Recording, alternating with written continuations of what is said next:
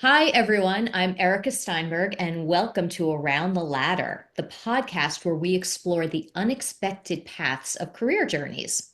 Many of us are familiar with the phrase climbing the corporate ladder, but what about when your path doesn't follow a straight line?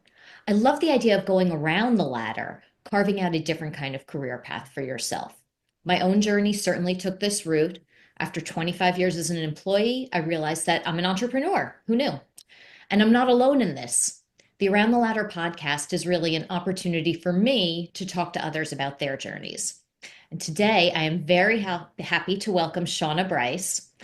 Shauna helps lawyers be successful, fulfilled, and happy. I mean, can you imagine anything better? So, she is the CEO and chief coach at Bryce Legal. It's a boutique offering best in class career services for attorneys, and they now have more than 1,100 client testimonials. That's a lot. Shauna is a graduate of Harvard Law School and Johns Hopkins. She has more than 25 years of experience in law and legal hiring.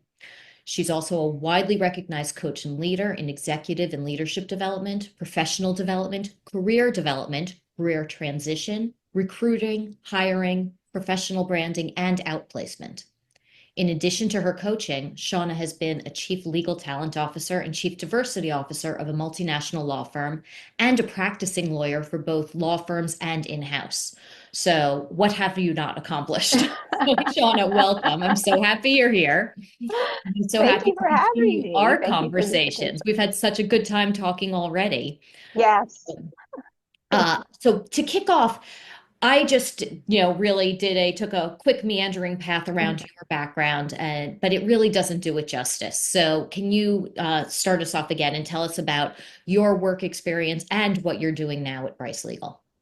Sure. I started off with the traditional path that so many lawyers did. I went straight from high school to college to law school with no breaks. I really didn't know what I wanted to do with my law degree. It was back in a time where it made financial sense for people to get a law degree, even if they didn't know what they were going to do with it, because you knew you would pay off your loans.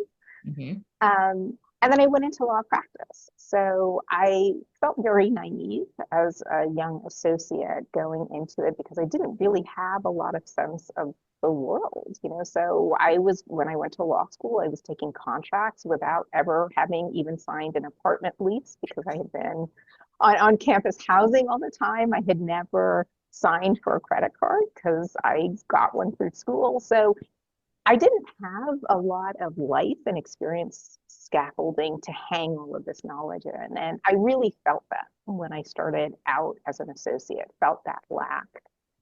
And that's what had me switch to going in-house initially, even. I wanted to understand like how a business works. You know, as a litigator in a law firm, I would send interrogatories and requests for demands, and I didn't to companies, right? But I had no idea how companies actually worked because I had never been inside a company. I really went from, one day being a cashier at a clothing store for summer jobs to being a lawyer in Manhattan with Oh my outline goodness. positions. So I went in-house a little bit. I thought that was a great experience for me to help me grow, and went back to then a law firm after a few years after that company was purchased. And through all this time, I kept thinking there were aspects of the law that I quite loved. There were aspects, of course, that I didn't. Mhm.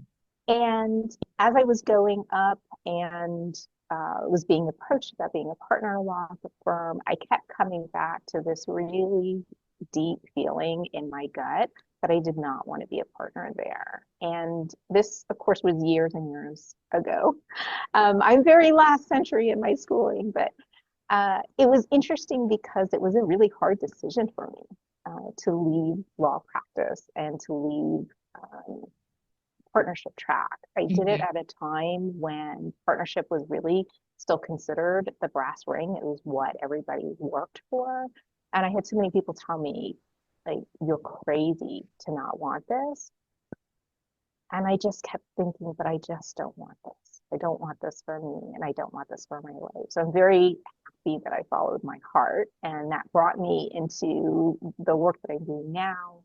in lawyer development, career development, and all of that, which I've been in now for 20 plus years Yeah. doing that work. And that had actually started while I was at a law firm because I had been on a bunch of their law firm management committees. I was on the hiring committee, doing recruiting for the firm. I was in a few other of their committees.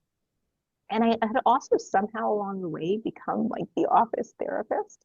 So even as like a mid-level associate, I would have partners, 45, 55, 60-year-old partners come into my office, close my door, and talk to me about their careers, their problems. They would be asking me what they should do. What do you think? And at the time, I remember thinking, how strange is this? These people are coming and asking my advice about these issues. And then so many of them said to me, this was really so helpful. You are so good at this. You should do this for a living.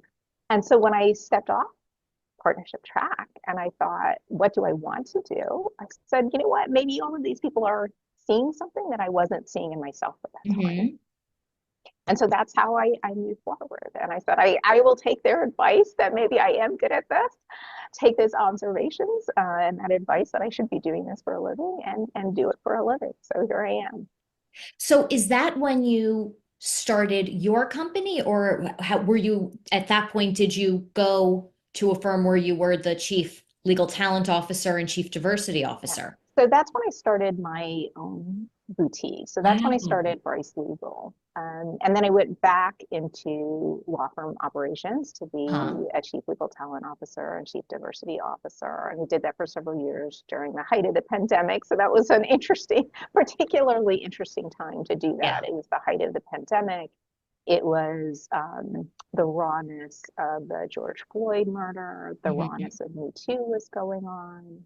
And so I stepped into those roles in that time period, and then came back into my boutique. What was there something, a moment, something, like another realization that made you say, I'm ready to even step again out of the corporate world of Mhm. law firm life, even on the, on the C-suite side, and go back to my own business? Yeah, so there was a lot that I loved about those roles of Yeah.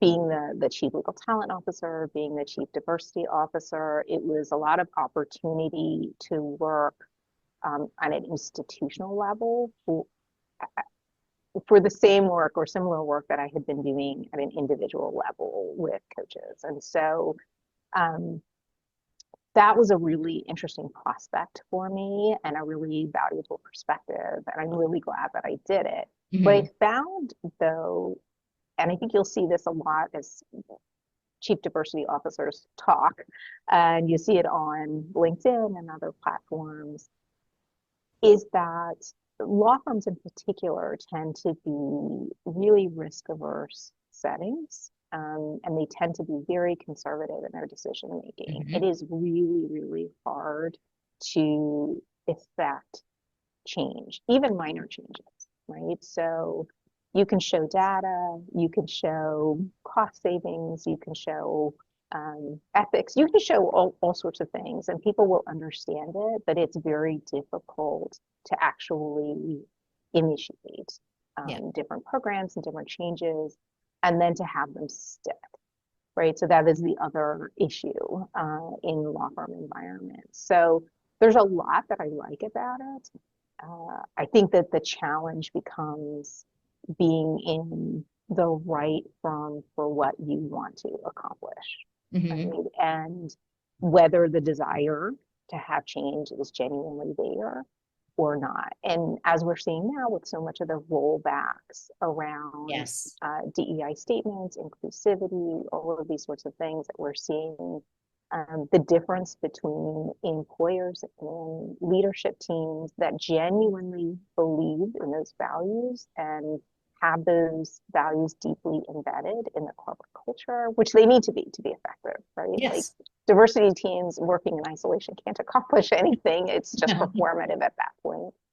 But you see that split between ones that deeply believe it, that are standing by those principles and programs, even if they're tinkering with them to make sure that they remain Hmm. legal. and ones that are rolling it back. And those leaders and environments were really never believers in it to begin with, right? That they were just sort of doing that because they felt they had to for their employees, their customers, or their shareholders. And they just wanted the good PR. But the minute that incentive disappears, so does the program, right? So I think we see that split that we're seeing in a lot of organizations, types of organizations. We're seeing that in law firms too. For sure. I mean, you and I both come from an MLaw 100 backgrounds. It's a certain kind of environment. And I Mm-hmm. think that we could absolutely both agree that what we're seeing going on right now is unbelievable to me. Yeah. Unbelievable. And yet not entirely surprising, And yet right? not Like, entirely surprising, but still at the same time, still deeply yeah, disappointing. it truly is. It Yeah, truly it's is. I all of think, the things rolled into one. yeah, I think there Yeah. are so many people who go into these areas because they are really hoping for the best. They want to believe in people. They know they can make improvements, and it can be really disappointing to see how difficult it can be to make progress in certain Mhm. environments. And then, as I said, even when progress is made, how quickly it gets rolled back. And we're seeing Yeah. that at a national level right now as well. 50 years of progress and Yeah. hard fought gains being rolled back in a matter of weeks. And Yeah. it is deeply disappointing. It is deeply disappointing. Yeah. So how are you seeing the current environment affecting the clients who come to you now? Because you're working with lawyers who are in this, the same environment we just talked about, and probably in-house and probably with smaller and mid-sized firms. So Mhm. I don't want to paint the picture as though they're all coming from the same place. Right. Um, but what are you hearing from your clients now? And when they come to you, what are they looking for? Yeah, it is interesting. So we have always served clients from every sector, lawyers, in-house government, law firms of all sizes, solo practitioners up to, the AmLaw 25. And at all levels, from, law students to Fortune 100 CLOs and GCs. So that spectrum we've had. What's been interesting though is seeing some of the shifts. So now we're seeing, not surprisingly, a huge increase of government lawyers and public Mhm. sector lawyers, um, many of whom either have been laid off or they're just living in terror that Yeah. the layoff is coming any moment. And there are concerns, just justified concerns about whether certain areas of the legal sector are being flooded and that there won't be space for them to be absorbed, and particularly not in the type of work that they're accustomed to doing or the type Mhm. of work that they know. Um, there's questions about how they present themselves. Many of lawyers in the public sector have not had to look for a job in years because they've moved inside the public sector. Yeah.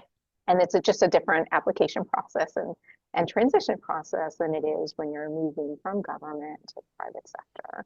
And so for a lot of those people, they have really not a lot of knowledge about what types of roles might be available, what types of environments are available, what might be a good fit for them as an individual person, and then how they present themselves as candidates for those roles. So, uh, and then along the side, the same sort of side of the coin, you see that there's a little bit less movement. I'm seeing a little bit less movement. Okay. So people who are in the private sector who might have been ready to go out on the market, maybe a little bit more hesitant because no one wants to be the last in, first out kind of idea, Yeah. right? So there is some thought of maybe I should just stay where I am. Maybe where I am isn't so bad. Maybe the grass isn't always greener. Maybe I should just wait and see what happens before jumping out into the market and quitting my job. So it's a very interesting thing, the dynamic that's shifted. I think one of the major things that I'm seeing in this market is fear of the Just gonna ask. uncertainty. Yeah, Yeah. yeah, there is a lot of fear. I know um, several lawyers that I've talked to who I think quite smartly are reviewing their finances, sitting down with their financial advisors, being very concerned what happens if they're in a two-earner household, what happens if one earner loses their job Mhm. or becomes underemployed, and what are they going to do with that? So I know people who are already preparing their homes for sale to downshift their expenses because they're really concerned about the uncertainty. And I think that this is one of those moments where lawyers' risk aversion, sort of by nature and by training, their risk aversion might actually be helping them Yeah. because they are really thinking about worst case scenarios and preparing for them. And it's so much better to be prepared for a worst case scenario than to have it catch you unawares. So I think this first wave of people were really caught unawares. And now people Mhm. are starting to prepare for their worst case scenarios and doing what they have to do to protect themselves and their loved ones. Yeah. I mean, when if somebody comes to you and they're in that, they want coaching from you, they need coaching from you, how do you, like, what steps do you take to help even you can't get rid of the fear. It is in some cases a healthy response, but you also can't let it drive you, Mhm. because then that becomes unhealthy. So as a coach, when you put on your coaching hat, what would you say to somebody in that position? Yeah. So one of the things is to start to tease out what are rational fears and what are irrational fears. Mhm. I find that that process works well for lawyers because, again, so many of us are very process oriented. So Yes. even though we may have very strong emotions, we tend to respond well to process and structure. And so simply starting to build a structure around those fears can be helpful because oftentimes when people come to me, they really don't know where to start. They Mhm. know what they know maybe what they want to happen. They've usually identified what they want to happen, but they don't know how to get there. Yeah. And they don't know how to get started. So being a partner in that thought process and kind of road mapping it out is one of the things that I do with the lawyers that I'm coaching. And then once you've identified the fears, you can start to build plans on how do I attack this fear? Is if this fear is of a rational thing, that may actually happen. How do I assess what is the likelihood that it's going to happen? What the potential impact to me is if Mhm. it happens, both positive impacts, if there are any, and negative impacts. How do I increase the chance that if it happens, I get the positives and not the negatives? How do I mitigate, start to plan, mitigate risk around the potential negative impacts? So you can start to bring logic and planning and structure even around something that may be a really deep, visceral, emotional fear. Yeah. It also reminds me, I remember looking at your LinkedIn profile after we spoke and seeing that you've spoken about imposter syndrome Mm-hmm. and that inner critic, which is something that so many people have experienced. I have dealt with it for years and years and years, and it's very hard to see yourself through that. So is that something that's, now with what you're describing, Mm-hmm. imagine if you already have fear and then you also have imposter syndrome, Mm-hmm. that's something, is that something that you're seeing also? It is. And I think with the imposter syndrome, it can also be really helpful for people to, one is realize that they're not alone in feeling those Yeah. feelings, that lack of And confidence, but then nobody ever also, believes that. No one ever I believes know they you're not alone. I'm always like, no, everybody else knows and feels like they know what they're doing. I'm the one who doesn't know what I'm doing. It's so true. I mean, I've even seen quotes from Albert Einstein expressing his own lack of confidence and Yeah. his feeling of an Okay, imposter. that one So, makes me feel a little bit better. right, I mean, it's not an uncommon thing at all. I think the other thing that can be helpful for people if they're experiencing these feelings is to take a step back and also say, where does this come from, Hmm. right? It so often comes from um, years of systematic and individual imposter treatment, right? So it really is not that you What do you are, mean about that? What do you mean by that? yeah, so it's not that you're sort of inherently a loser or somebody who doesn't have Okay, any good. self-confidence, right? It's that the treatment that people get in a society, we know that most of us accept the fact that there can be radically different treatment and expectations and different Hmm. demographics in our Yes. society, right? Women are treated differently than men. Non-binary folks are treated differently than men. Um, there are all sorts of differences that people experience, right? First generation people are treated differently than a family that's been here multi generations. And then, of course, race and ethnicity are huge parts in it. Hmm. And so, what we see is that the reason that people like you and people like me and people like us experience imposter syndrome so frequently, so commonly, is because we are treated as imposters so Yeah. commonly, right? And that's not to say, again, I said even Albert Einstein has had it. Yeah. Um, One of the differences that you sort of see, though, is how some people may have flashes where they have that feeling of imposter syndrome. And for other people, it really settles in and starts to harm them as people and starts to get into their own heads, Hmm. and starts to create a vicious cycle where it's actively harming them. It's not a moment of self-doubt before you get out on the stage. It's not a moment of self-doubt before you're awarded the Nobel Prize, right? Yeah. It becomes a crippling internalized response to this treatment. And Hmm. so I think that when people learn more about imposter syndrome and imposter treatment, it starts to help them back away and say, oh, wait, this isn't just me. This is not me being crazy. It's not me being irrational.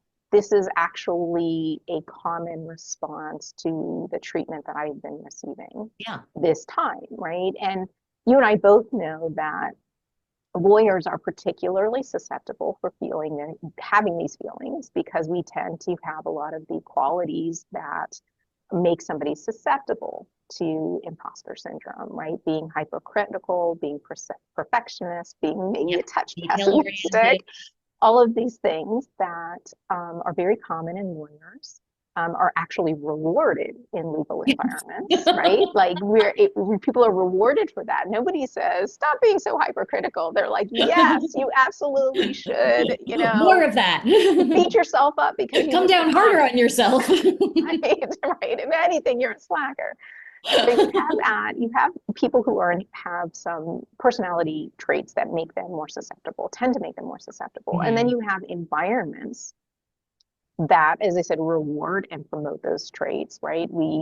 Having worked in law firms and other legal environments, they're high stress, high demand, um, very detail oriented, lots of different stakeholders, often with competing and conflicting demands on somebody. And uh, there are the expectations, the hours. It can be really such a pressure Yeah. cooker environment. Oftentimes, people don't get constructive feedback.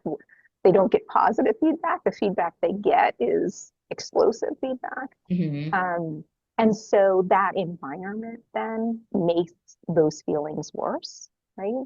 And then on top of that, we have what we were just talking about, the enduring legacies of discrimination, often Yeah. which of course was legal discrimination.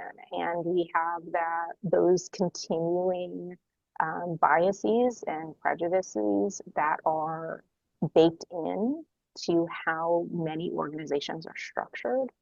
Um, Here again, you and I both know that many law firms, the DNA of the law firm is coming with the assumption that the lawyer and business leaders are white men who are straight and have a wife at home full time, Taking care of right? everything. Taking care of everything so that he is free to work 10 hours, 12 hours, Yeah. whatever. And obviously, that hasn't been true for decades. And Yeah. yet, the structure of law firms and a lot of the assumptions that are built into performance management, financial incentives, still have that assumption baked into it. And we need to relook at those. But Yeah, again, that gets back to the problem we talked exactly. about at the beginning, which That, I is mean, that, even when we're shown these, it can be really difficult to structurally make these changes in a law firm. yeah. So you have your work cut out for you then. Yes, I've been Because busy. people, well, I know that when I came out of when I came out of law firms, and I'd been in law firms for decades, and I started my own business. Now I'm 6 years into my own business. I still have days, a lot, when if it's 9 o'clock and I'm not already working, even if I'm doing something else, other kinds of work, taking my mother to a doctor appointment, doing something for one of my kids, heaven forbid, taking some time out for myself, you Mhm. know, that if I'm not working, I have this feeling like, oh my goodness, I'm going to get in trouble. I'm doing Yeah, something wrong. So, I still have that, that law firm hangover, so to yeah. speak. And I've talked to other people who have the same thing. It's So really you're working difficult with because it's not just it law is. firms, because it's so ingrained Yeah. in American society that you should be maximizing every minute. You should be busy every minute. And if you're not hustling all the time, multitasking and having three different revenue streams and you're doing this and that, then somehow you're a lazy slacker loser, right? Like it's very Yeah. deeply ingrained in US culture right Yeah. now. And sadly, I think we're seeing the limits of that culture, right? That you're seeing increased unethical activity as Yeah. people try to cope in this. You're seeing increased burnout, mental health issues, physical health Hmm. issues, more people, including younger generations, right? That look up and say, I see what my parents are doing. I see what these leaders and these environments are doing, and I choose now not to be on that path, Yes.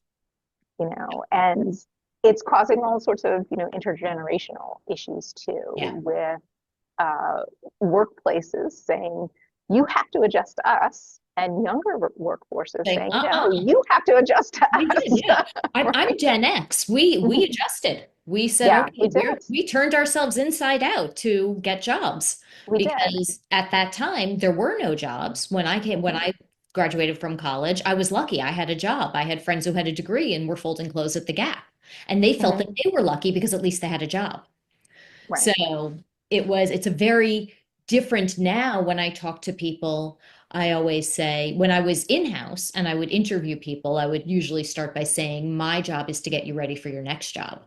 Mhm. That, that got a lot of raised eyebrows. Right. Um, but now I also tell people, including my own kids who are still in high school, but still when they think about going out into the working world, I say, we're just keep in mind, you are interviewing the organization as much, if not more, than they are interviewing Right. you. If it doesn't work out, it's going to affect the organization a little bit. If it Mhm. doesn't work out for you, it will affect you a lot. Yeah. So, and I Yeah. do That's see their very wise, change. very true. They're different. They're certainly different, and which gives me hope. So, Yeah, do you? it's interesting because I so often hear young people today, and of course I feel old even saying that, young people I today, right? know. But it is interesting to see the criticisms of this new generation that's entering the workforce, or that has just entered the workforce, and their pushback Yeah. against some of what I think are frankly employer abuses, right? These terms about quiet quitting, which I don't care for personally, because I do think that what it's really doing from the employee standpoint, it's them right sizing their job, Yes. right? Where they say, you pay me to do X and I will do X, but I'm not going to do Y, Z, P, Q, all of these other things on top of that you refuse to pay me for, Yeah. right? So there's some element of that as part of the pushback as well. But I know that there are a lot of employers and some boomers and some of the more senior Gen Xers who are really complaining about this and saying, these people need to get on board and they need to be realistic. But from my perspective, I think I really admire their ability to say this is not for me and I don't Yeah. want to do this, right? Yeah. Like I am not, this is not a compromise that I'm willing to make. I think I'm Gen X also, and many of us came to that, as part of midlife, right? It was not Yes. an early career decision for us to say, I don't want this.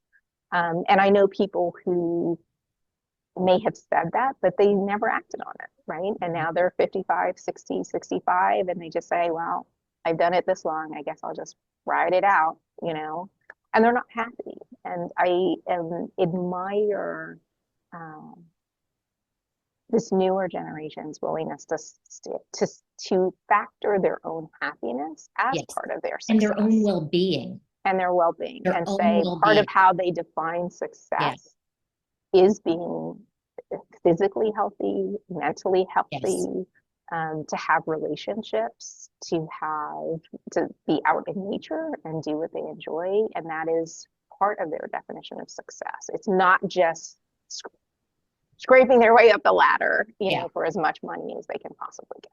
So they Yeah. have a much broader and more individual sense of success, I think.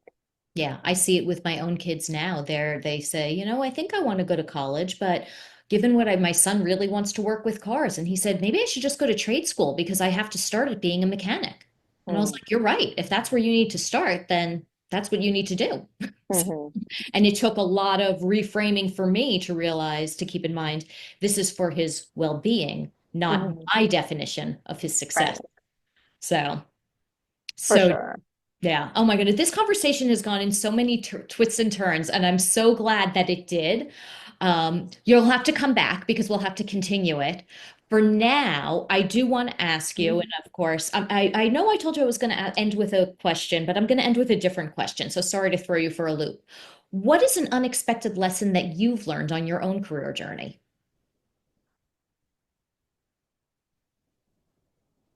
I think I would probably circle back to where we started in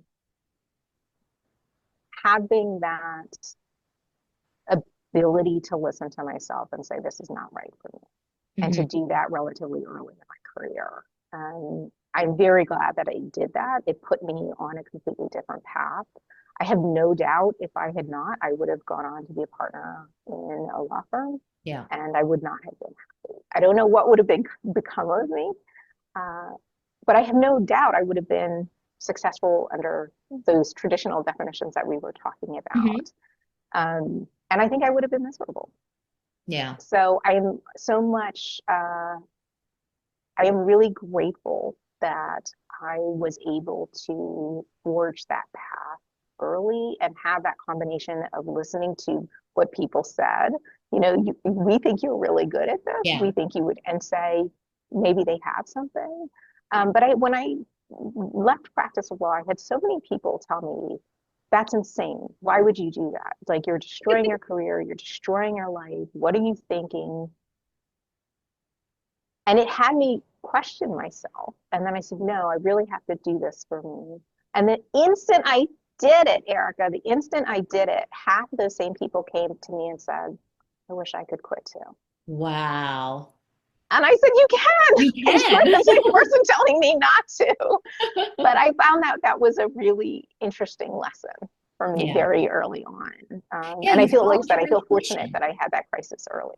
Yeah, but you followed your own intuition and you learned how Mm. to trust your own intuition, Yes, which is such a wonderful lesson to learn and to hold with you throughout your life. To have learned it to have learned it and seen it and experienced it at a young age, and to be able to maintain it and keep it with you. So that's a gift. That's a gift. So, for well, sure. thank you so much. And everybody, thank you for watching. I hope you got as much out of this conversation as I did. And if you enjoyed this episode of Around the Ladder, please come back for more. Have a great day.